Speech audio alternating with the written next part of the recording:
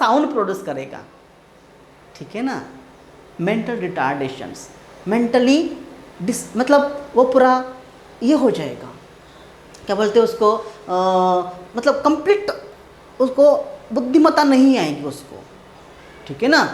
कोई चीज़ उसको समझेगी नहीं, पागल जैसे वो बिहेवियर करेगा वो, हम ऐसे बोल सकते हैं पागल जैसे बिहेवियर कर सकते हैं, different kind of sound produce कर सकता है, ठीक है।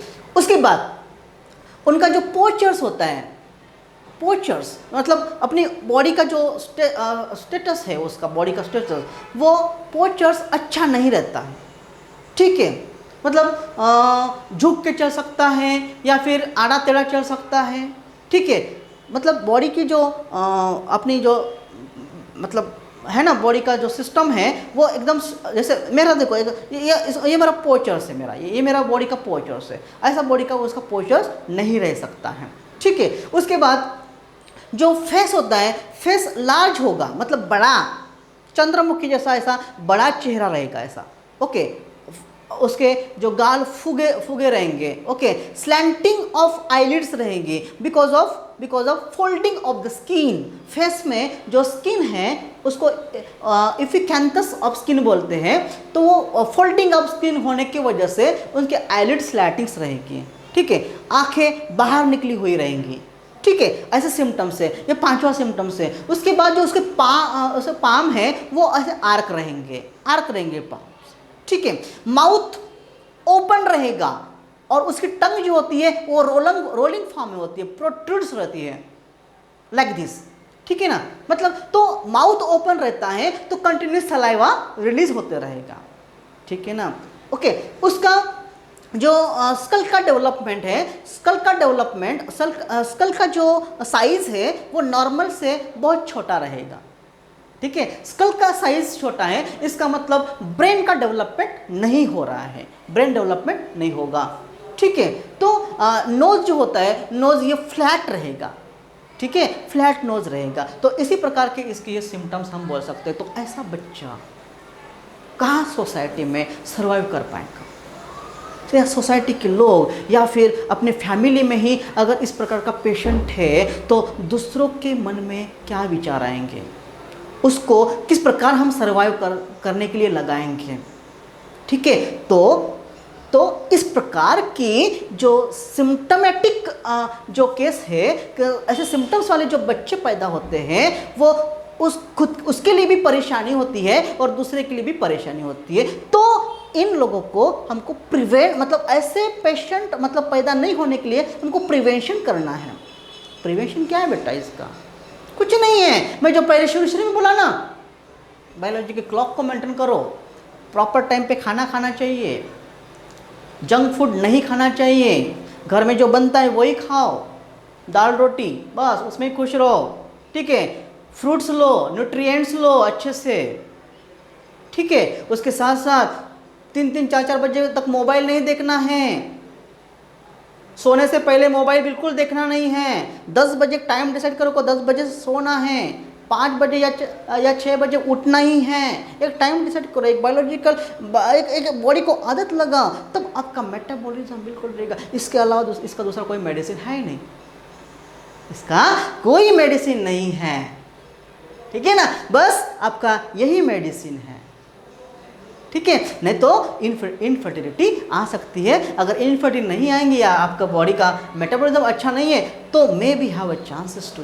लाइक दिस, ठीक है। इस प्रकार के चांसेस हो सकते हैं। तो समझ बेटा, तो ये इसको ट्राइसोमी बोलते हैं। क्यों? क्योंकि 21, देखो एग्जाम में पूछता है, एक एग्जामिनेशन पॉइंट ऑफ व्यू में बता रहा हूँ, तो 21 नंबर ऑफ क्रोमोसोम पे 3 क्रोमोसोम आ जाते हैं, यानी 2 ही क्रोमोसोम होना चाहिए, पेयर होना चाहिए, तो लेकिन एक एक्स्ट्रा क्रोमोसोम ऐड हो जाता है। कितने नंबर पे? 21 नंबर क्रोमोसोम पे। 21 नंबर क्रोमोसोम सेक्स क्रोमोसोम है क्या? नहीं। ये कौन सा क्रोमोसोम है? ये है ऑटोसोमल क्रोमोसोम है, ठीक है, ठीक है। तो ऑटोसोमल क्रोमोसोम है तो ये डिप्लॉइड है, तो इसमें एक एक्स्ट्रा क्रोमोसोम आ गया, तो इसका फार्मूला हम इस प्रकार लिख सकते हैं, 2n+1 डिप्लॉइड्स +1, ये यहाँ पर एक एक्स्ट्रा क्रोमोसोम आ गया, यानी ट्राइसोमी आएगी, ठीक है, तो ये है डाउन सिंड्रोम। मैं आपको सिम्टम्स भी बता दिया किस प्रकार होता है, ठीक है। तो ये डाउन सिंड्रोम किस में आता है, ऑटोसोमल क्रोमोसोमल डिसऑर्डर। अभी हम मूव होते हैं सेक्स क्रोमोसोमल डिसऑर्डर में, ठीक है। सेक्स क्रोमोसोमल डिसऑर्डर्स में आपको सबसे पहले हम मतलब मैं बताऊंगा आपको टर्नर सिंड्रोम। टर्नर सिंड्रोम ये जो डिसीज है ये डिलीशन ऑफ एक्स क्रोमोसोम्स की वजह से होता है। अभी चलो इसमें डाउन सिंड्रोम में क्रोमोसोम कितने होंगे बेटा, वो बताना भूल गया मैं। डाउन सिंड्रोम में है ना, क्रोमोसोम नंबर कितना होगा बेटा, 46 ये नॉर्मल क्रोमोसोम है, उसमें एक्स्ट्रा एक आ गया तो कितना हो गया, 47 क्रोमोसोम्स हो गया। 47 क्रोमोसोम एबनॉर्मल है बेटा, 46 चाहिए, ठीक है ना, 46 चाहिए। हम पहले पढ़े कि 46 ह्यूमन सेल में 46 क्रोमोसोम नॉर्मल क्रोमोसोम होते हैं, उसमें एक्स्ट्रा आ गया मतलब एबनॉर्मेलिटीज आ गई है, ठीक है। तो डाउन सिंड्रोम में जो क्रोमोसोम की संख्या होती है ये 47 होती है। चलो उसके बाद हम डिस्कस करेंगे सेक्स क्रोमोसोमल डिसऑर्डर्स की, ठीक है। Sex chromosomal disorder, sex chromosomal disorder में हम सबसे पहले पढ़ेंगे टर्नर सिंड्रोम, ठीक है। टर्नर सिंड्रोम में होता क्या है, यहां पर डिलीशन ऑफ एक्स क्रोमोसोम होगा, ठीक है। वहां एडिशन था, यहां पर होता है deletion of x chromosome in sex chromosome.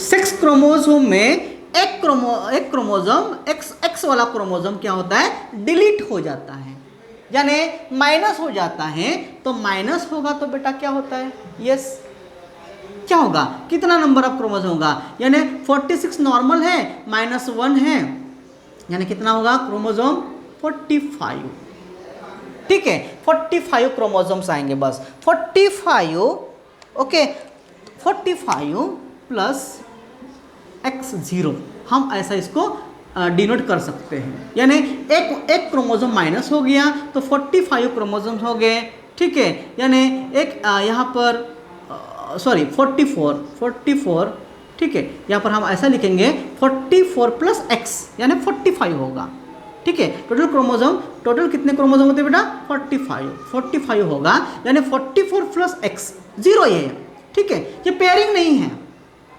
इसमें ना y है ना x है, मैं 0 लिखा, ठीक है। तो 44 प्लस x क्रोमोसोम, इतना ही क्रोमोसोम्स होता है। 46 होना चाहिए लेकिन यहाँ पर 45 क्रोमोसोम्स होता है। किसमें, टर्नर सिंड्रोम की अगर बात करिए तो, टर्नर सिंड्रोम की, ठीक है।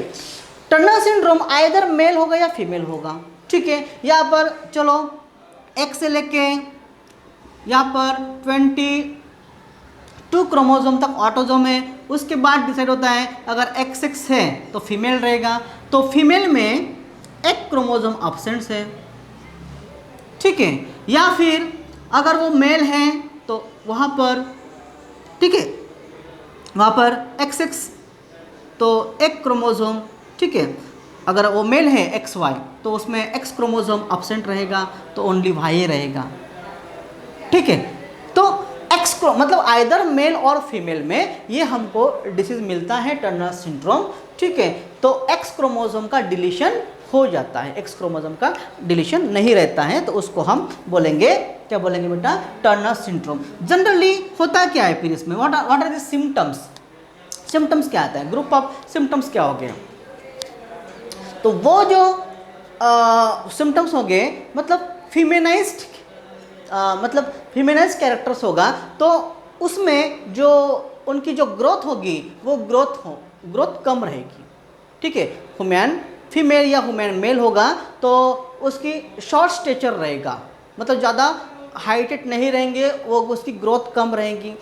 दूसरी इंपॉर्टेंट चीज मतलब उसमें गैमेटोजेनेसिस प्रोसेस ये एब्सेंस होती है, मतलब गैमेट्स नहीं बनेंगे। जब गैमेट्स नहीं बनते हैं तो इनफर्टिलिटी आ सकती है, इनफर्टिलिटी आती है। ठीक है, उनकी जो नेक होती है, नेक वेबिंग नेक होगी। वेबिंग नेक मतलब नेक जो होती है वो टेढ़ी रहेंगी, वेब लाइक स्ट्रक्चर होगा, वेबिंग नेक रहेगा। ठीक है, तो वेबिंग नेक है, इनफर्टिलिटी है, यानी गैमेटोजेनेसिस एब्सेंस होगा, लो स्टेज मतलब डेवलपमेंट होता है बॉडी का वो कम होता है। मेंटल रिटार्डेशन पूरा, और ये लिख सकते हैं मेंटल रिटार्डेशन मतलब इंटेलिजेंसी, नॉर्मल इंटेलिजेंसी नहीं रहेगी। ठीक है, ठीक है। तो इसी प्रकार ये टर्नर सिंड्रोम की हम बात कर सकते हैं। तो इट्स वेरी बैड, है ना, है ना। ऐसे पेशेंट को हम लाइफ नहीं दे सकते हैं। ठीक है, बिकॉज उनका जीने का कोई मतलब ही नहीं है। टर्नर्स मतलब क्या है ऐसा नहीं बोल सकता हूँ मैं, लेकिन क्या है कि उसमें लाइफ में वो क्या कर सकते हैं। ओके, गैमेटोजेनेसिस एब्सेंट है, मेंटल रिटार्डेशंस है, मेंटली नॉर्मल नहीं है, ना लिख पाते हैं, ना पढ़ पाते हैं, ना समझ पाते हैं। What will they do in life, life में क्या करेंगे। तो इनको ऐसे पैदा होने से हमको रोकना है। वो रिपीट नहीं करूँगा, कैसा आपको करना है, किस प्रकार आपको रहना है। चलो, उसके बाद मैं बात करता हूँ टर्नर सिंड्रोम के बाद मैं बात करता हूँ क्लिनेफेल्टर सिंड्रोम की बेटा। ठीक है, क्लिनेफेल्टर सिंड्रोम। ठीक है, देखो ये भी एक ट्राइसोमी है। क्लिनेफेल्टर सिंड्रोम मोस्टली ये मेल में होता है, लेकिन उसका फिनोटिपिक एक्सप्रेशन लाइक फीमेल होता है। ठीक है ना, वो मेल है लेकिन फिनोटिपिक एक्सप्रेशन है ये फीमेल के होते हैं। Male with feminised characters, male with feminised character होंगे। यानी देखो मैं आपको ये बोला कि ये मेल है एक्स वाई, ठीक है, तो इसमें एक्स्ट्रा एक्स क्रोमोसोम आएगा। ठीक है, यहाँ पर एक्स्ट्रा एक्स क्रोमोसोम आ गया, मतलब फीमेल के कैरेक्टर्स 2 एक्स क्रोमोसोम है।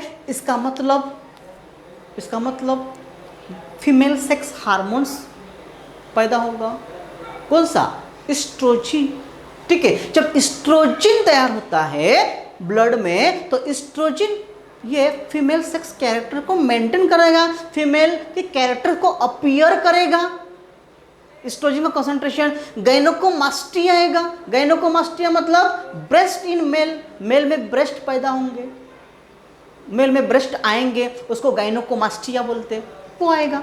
ठीक है, तो इसी प्रकार के मतलब वो मेल रहे, उनका जो सेक्स ऑर्गन कंप्लीट मेल का रहेगा। सेक्स ऑर्गन जो होता है वो कंप्लीट मेल का रहेगा, लेकिन he is not able to fertilization because gametogenesis process absence रहेंगी। गैमेट्स तैयार नहीं होंगे, स्पर्म नहीं बनेंगे। ओके, क्यों? क्योंकि उनके जो टेस्टिस होते हैं, टेस्टिस डिजेनरेट टाइप रहेंगे, नॉट डेवलप नहीं होंगे, टेस्टिस का डेवलपमेंट नहीं होगा, छोटे छोटे टेस्टिस रहेंगे। ठीक है, उसको यूनोकॉइड बोलते हैं हम। यूनोकॉइड मतलब स्टेराइल मेल, यूनोकॉइड। ठीक है ना, यानी वो अपना जनरेशन नहीं बढ़ा सकता है, सेक्स ऑर्गन जो होते हैं वो पुअर डेवलपमेंट होंगे। ठीक है, तो होता क्या है इस क्लिनेफेल्टर सिंड्रोम में? तो यहाँ पर देखो जैसे मानते कि एक से लेके ये जो क्रोमोसोम्स है 22 ऑटोसोम्स हैं, यू नो वेरी वेल। उसके साथ साथ आपको अगर यहाँ पर अगर ये मेल है, ठीक है, तो मेल में क्या होता है, एक एक्स्ट्रा क्रोमोसोम यहाँ पर आ जाएगा, तो ट्राइसोमी हो गया। तो क्रोमोसोम नंबर कितना होगा बेटा? क्रोमोसोम नंबर यहाँ पर 46 + 1, तो कितना हुआ? 47 क्रोमोसोम्स हुआ, 47। यानी याद रखना, हम डाउन सिंड्रोम में भी देखें, डाउन सिंड्रोम में भी 47 क्रोमोसोम था, लेकिन वहाँ पर ऑटोसोमल था, ऑटोसोमल क्रोमोसोम में एडिशन था। यहाँ पर हमको सेक्स क्रोमोसोम में एडिशन मिल रहा है। सेक्स क्रोमोसोम में XXY आ रहे हैं, यानी डबल X क्रोमोसोम, यानी एक्स्ट्रा X क्रोमोसोम आ गया, तो यहाँ पर 47 क्रोमोसोम है। यानी क्रोमोसोम ये 3 हो गए तो इसको बोलते हैं ट्राइसोमी बोलते हैं। क्या बोलते हैं? ट्राइसोमी। तो ये भी एक ट्राइसोमी होते हैं, ठीक है ना। तो इसके सिम्टम्स मैं आपको पहले बता चुका हूँ, सिम्टम्स क्या हो गए, ठीक है। याद रखना इसमें जो इंडिविजुअल बनता है वो मेंटली शार्प रहेगा, शार्प नहीं बोल सकते लेकिन नॉर्मल रहेगा, नॉर्मल इंटेलिजेंसी प्रोड्यूस करेंगे ये, नॉर्मल इंटेलिजेंसी, ठीक है। यहाँ पर मेंटली नॉर्मल नहीं है, यहाँ पर ये चीज़ समझना जरूरी है।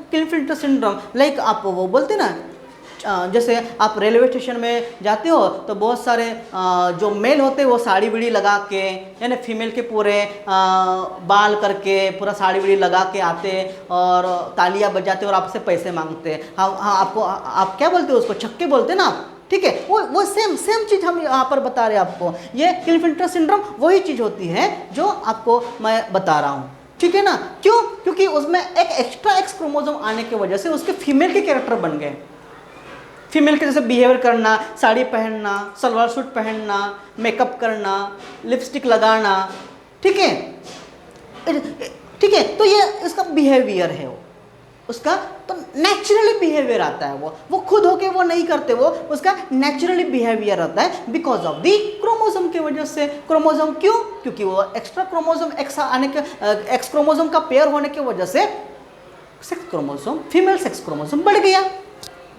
फीमेल सेक्स क्रोमोसोम बढ़ गया। तो सिम्टम्स क्या बोलेंगे? तो फर्स्ट सिम्टम्स ये होगा, ठीक है, ये फिनोटाइपिकली बिल्कुल मेल है, फेमिनाइज्ड कैरेक्टर है, ठीक है।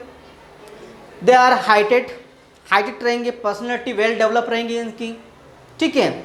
देन ब्रेस्ट डेवलपिंग होंगे, इसमें मेल है, आदमी है लेकिन ब्रेस्ट फॉर्म होते हैं, उसको ब्रेस्ट है इसका मतलब मेमोरी ग्लैंड भी रहती है, ऐसा नहीं होगा, ठीक है ना। एडिपोस टिश्यूज बढ़ जाते हैं, ठीक है, ब्रेस्ट फॉर्म होंगे। उसके साथ साथ इनकी जो टेस्टिस होती है, टेस्टिस ये पुअर डेवलपमेंट होगा। तो टेस्टिस जब पुअर डेवलपमेंट होता है तो इसमें गैमेटोजेनेसिस प्रोसेस यानी स्पर्म डेवलपमेंट नहीं होगा, ठीक है।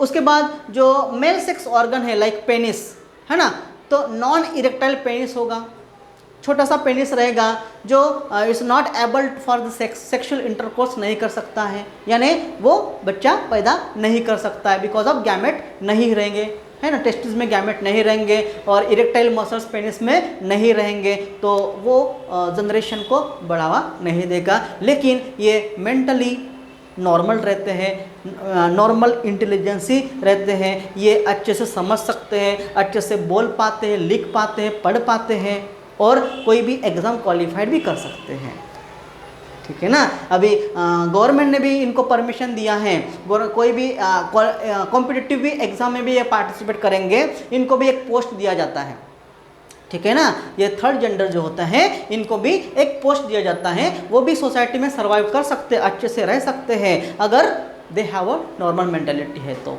उनमें इंटेलिजेंसी अगर है तो इसी प्रकार हमने ये 3 प्रकार के क्रोमोसोमल डिसऑर्डर देखे। तो कौन सा सबसे पहले बेटा? डाउन सिंड्रोम पहले देखा, वो ऑटोसोमल डिसऑर्डर देखा, उसको ट्राइसोमी बोलते हैं। 21st नंबर ऑफ क्रोमोसोम पे उसमें एडिशन ऑफ क्रोमोसोम्स होता है और उसके नंबर ऑफ सिम्टम्स आपको देखने ही मिलते हैं। उसके बाद हम सेक्स क्रोमोसोम के बारे में डिस्कस किए, तो उससे पहले टर्नर सिंड्रोम डिस्कस किया था, उसके डिलीशन ऑफ क्रोमोसोम्स होता है, यानी क्रोमोसोम नॉर्मल नहीं रहते, क्रोमोसोम एक कम हो जाता है, ठीक है, 45 क्रोमोसोम्स रहेंगे उसमें।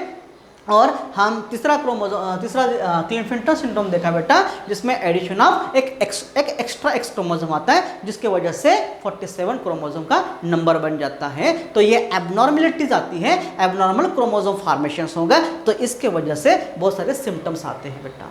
Okay, so they are very dangerous in the societies. Society को डिस्ट्रैक्ट करने के लिए, सोसाइटी को मेंटेन करने के लिए ये मतलब ये नहीं होते हैं, रिस्पॉन्सिबल होते हैं, मतलब ये अगर हाईली सोसाइटी को डेवलप करना है हमको, ठीक है, तो इस प्रकार के जो पॉपुलेशन मतलब एडिशन होगा पॉपुलेशन में, तो सोसाइटी अच्छे से डेवलप नहीं होती। मुझे ये यहाँ बताना है ना। डिसीज़ वाले लोग अगर एबनॉर्मल लोग का पॉपुलेशन अगर बढ़ गया तो बेटा कहाँ अपनी कंट्री चलेंगी। जो मेंटली एबनॉर्मल है, जिनको पढ़ लिखना नहीं आता, अगर उनका पॉपुलेशन बढ़ गया इंडिया में, तो कहाँ इंडिया प्रोग्रेस कर पाएगा? नहीं कर पाएगा ना। तो इनको हमको प्रिवेंट करना है, मतलब ऐसा बर्थ नहीं आनी चाहिए। इसलिए हमको जो मैं आपको जो स्टेप्स बता दिए, किस प्रकार रहन सहन करना है, किस प्रकार अपनी बायोलॉजिकल क्लॉक को मेंटेन करना है, अगर आप वो करेंगे बेटा तो इनफर्टिलिटी को हम दूर कर सकते हैं। ठीक है, जो आज की डेट में जो इनफर्टिलिटी आती है ना, मैं आपको बोला ना, अगर 10 लेडी अगर प्रेग्नेंट है, आज की डेट में 10 लेडी अगर प्रेग्नेंट हैं, ठीक है, तो उसमें से 8 लेडी का एबॉर्शन हो जाता है और 2 ही लेडी बच्चे को जन्म दे सकती है। जहाँ तक कि उल्टा 20 साल पहले था, अगर 10 लेडी प्रेग्नेंट है तो 8 लेडी बच्चों को जन्म देती थी और 2 लेडी का एबॉर्शन होता था। क्यों? उस टाइम पे वो काम करते थे, अच्छे से रहते थे, उनका रहन सहन थोड़ा सा इतना एडवांस नहीं था जितना अभी का है। अभी क्या मॉडर्न, मतलब बहुत स्मार्ट युग हो गया, बहुत स्मार्ट। तो इसको हमको मतलब मेंटेन करना है, खुद को मेंटेन करना है। कभी भी सोना, कभी भी खाना, कभी भी पीना, इससे बॉडी का पूरा मैकेनिज्म बिगड़ जाता है। इसके वजह से हार्मोनल इम्बैलेंस हो जाता है बेटा। ठीक है, तो कहाँ तक मतलब कहाँ तो भी हमको इसको रोकना है। पॉपुलेशन में ऐसे लोग नहीं आना चाहिए, इसको प्रिवेंट करना है। तो हमको खुद को सबसे पहले इम्प्रूवमेंट करना है। ठीक है, तो एक बार और बता दो जो इम्पोर्टेंट थिंग है। ठीक है, टाइम पे सोना है आपको, बिल्कुल एक टाइम डिसाइड करो, 10 बजे, रात के 2, 3, 4 बजे तक मोबाइल नहीं देखना है। नहीं तो आज के बच्चे भी 3, 3, 4, 4 बजे तक मोबाइल देखते हैं।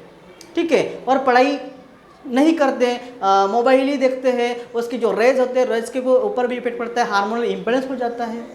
ठीक है, कभी भी खाना खाते हैं, खाने का बिल्कुल टाइम नहीं है। तो प्रॉपर वे से खाना खाना है, प्रॉपर टाइम पे सोना है, प्रॉपर टाइम पे उठना है। अगर ये बायोलॉजिकल क्लॉक को अगर हम अच्छे से मेंटेन करेंगे तो ऐसी नौबत नहीं आएंगी, इनफर्टिलिटी रेट को हम रिड्यूस कर सकते हैं।